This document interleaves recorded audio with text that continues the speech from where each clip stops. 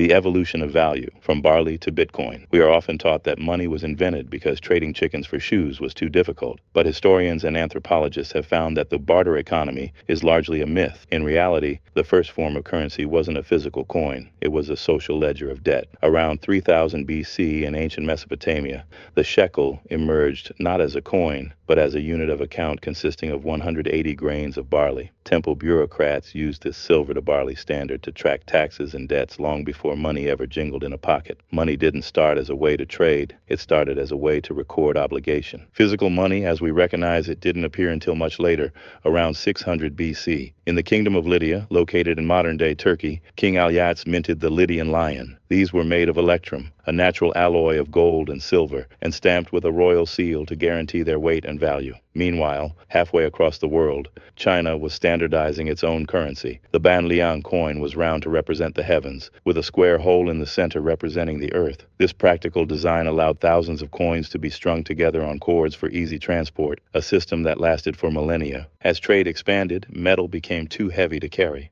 During the Song dynasty in the 11th century, China invented the world's first government-backed paper money, known as jiaozi. These began as receipts for metal coins deposited with merchants, but soon circulated as currency themselves. In Europe, the Knights Templar developed a similar proto-banking system for pilgrims traveling to the Holy Land. You could deposit gold at the Temple Church in London and receive a coded letter of credit to withdraw funds in Jerusalem. This innovation allowed value to travel across borders without physical risk, laying the groundwork for modern banking. But where did the US dollar get its name? It actually traces back to a 16th century silver mine in Joachimsthal, Bohemia. The silver coins minted there were called Joachimsthalers, which was shortened to thaler, then dollar, and finally dollar. The specific coin that the U.S. copied, however, was the Spanish piece of 8, or Spanish milled dollar, which was the global reserve currency of the time. The U.S. Coinage Act of 1792 defined the American dollar based on the average weight of these Spanish silver coins. For centuries, money was tied to gold, but that bond was severed in 1971 when President Richard Nixon ended the direct convertibility of the U.S. dollar to gold.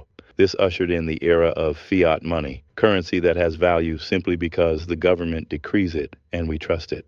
Today, as we move toward digital currencies, we are returning to the beginning. Money is once again becoming a pure ledger of information.